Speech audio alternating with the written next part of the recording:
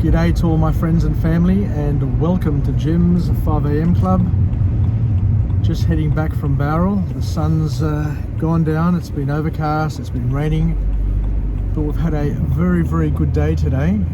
We've come down for a drive, went for lunch, and it's now time to knock out another Jim's 5am Club whilst we're driving home. So the subject for today, the book summary for today, is entitled Brave.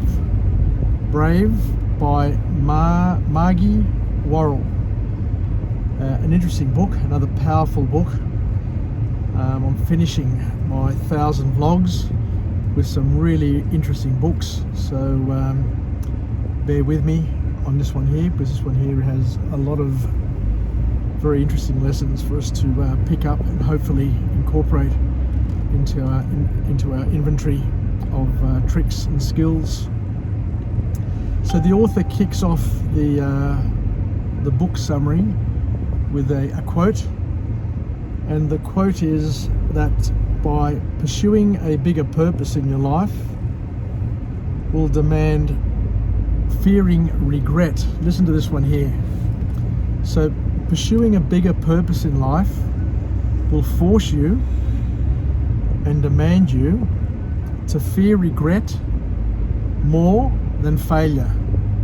So the regret of not doing things needs to be bigger than the fear of failure in your life in order to motivate you, me, and all of us to doing the things that we need to do and to express our braveness and our courage.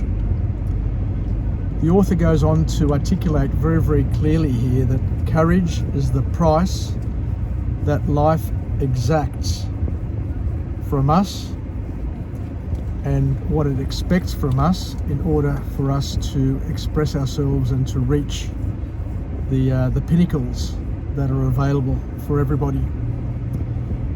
So, in a nutshell, another point is that thinking small gets you nowhere, but it's also hard to be bold at the same time. So we need to learn and to build these skills, and the author then presents us with 3 formal points for our consideration, and we'll see where they lead us.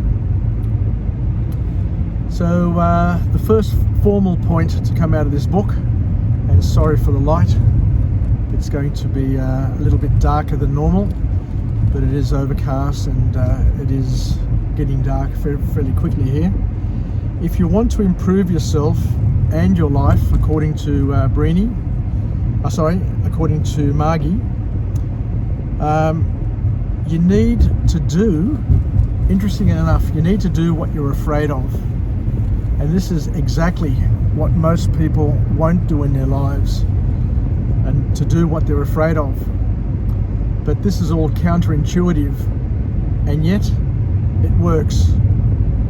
Just think about it. You know, when you're a little kid, all the things that you were afraid of, once you did them, you ended up becoming very confident, not only in that particular activity, but you also wanted to teach it to your friends, your family, and everybody else. So we need to learn how to push ourselves or to encourage ourselves, and we need to have people around us that will allow us and give us permission to do the things that we were afraid of at some point, but to just to build that courage and to do what we need to do. Because according to the author, you simply become a better person when you face your fears. You become a better person when you face your fears. And as I said, it's easier said than done, but if you want to grow and develop and be the better version of yourself, then you simply just need to grit your teeth, identify the fears that are holding you back, and do whatever you have to do with the support of the people around you that you trust, to to push forward one step at a time. Push forward boldly is what the author's saying, but by the same token, one step at a time, so that you don't take a bite which is too big, which will scare the living daylights out of you and push you back a few steps. So once again, the author reminds us that we don't and we shouldn't resist the things that scare us, because they are the important exercises that our courage muscles need in order for us to grow and to experience life in its fullest. And here is the point. This is the real crux of the book, where the author says that even the smallest acts of bravery can change your life dramatically. So you don't need to do massive courageous acts to make a massive change. The author reminds us that even the smallest acts, a small act, as long as you're moving in the direction to conquer your fears and to build your bravery, then that in itself is enough. That momentum is enough to get you over the hump, and then you build further and further momentum as you move along.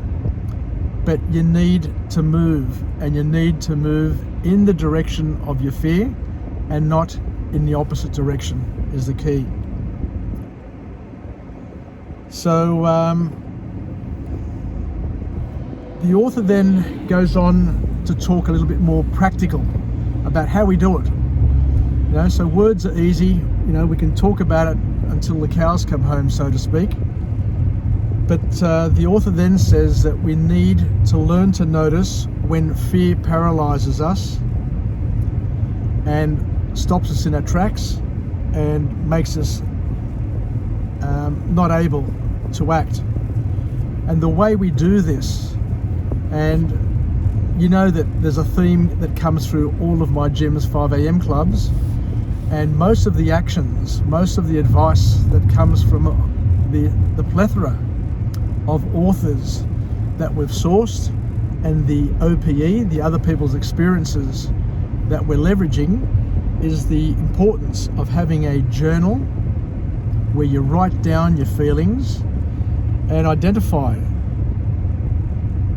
the fears, the things that are causing you concern. So the author says here once again, start small and build your courage. So start your journaling, start identifying what's holding you back and what's niggling at you. Write it down, and then by writing it down, then you've labeled it, you've captured it, you can focus on it, you can do something about it, and then reflect on it and see how it's improved or what advances you've been able to make. So the author then goes on to their second formal point, where we are encouraged to make a decision and confidently stand by it when you're not sure what to do, and you'll soon find the best way forward. The key is to make a decision to do something, because once you've made a decision to do something, then naturally you're going to be propelled to do something about it. So making the decision is the key. But the author acknowledges, as we all do, that making decisions is a never-ending struggle. We're always struggling with our decisions, and we're always umming and ahhing and trying to figure out whether or not we're on the right path or the wrong path. But once you decide to do something, just keep on doing it as long as it's serving you. And if it stops serving you, then you just change the decision. It's that simple. You don't need to stick to something if it's not serving you, if you know what I mean. So we all need to understand, according to the author, that we can't predict what is going to happen to us on the route to our goal. shit happens. Problems pop up. Detours happen in our road. There are potholes along the road as well. But the best course of action is to weigh your options. So as you're going along that path, this is the important thing, and it's a follow-on from what I said before about making a decision, and if the decision doesn't serve you, then change your mind. There's nothing wrong with changing your mind. But the author here says that the best course of action always is to weigh your options and to choose your best option with the information you have at that moment. There's no use looking back and saying, oh, I should have done this and I should have done that. The important thing is to understand at each decision point, you decide based on the information that you've got available to you. And sorry that this video is now dark and you can't make out my face, but it's all about the auditory experience now, so please accept my apologies. So the author says that we need to trust what we know and to understand that at any point in time we need to act on the information that we've got available to us at that point in time. If it changes the next moment, then so be it. And if you're on a different path and you've made a completely different decision, then you just need to go with the flow. But don't beat yourself up if you've made a decision based on the best information at that point in time and the landscape changes. This happens all the time, but you've got to understand that making a decision is better than not making a decision. Moving is better than being a sitting duck, is the key point that comes out of this message from this author. So let's just go on to the third and final point in this book from this author.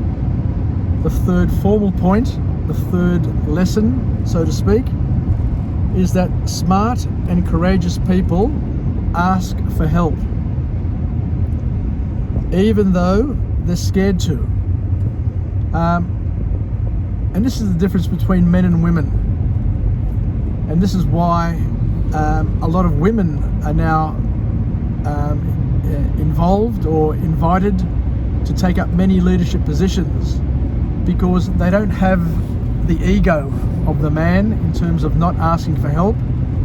They're able to ask for help when they need it, whereas we men are a little bit different when it comes to asking for help.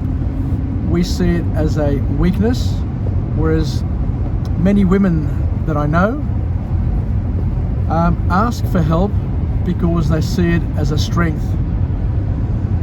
Because the author says that when you need support, it's vital you open up to others and request it. Smart people ask for help. Smart people delegate problems to people who can help solve that problem with the experience that they have around them.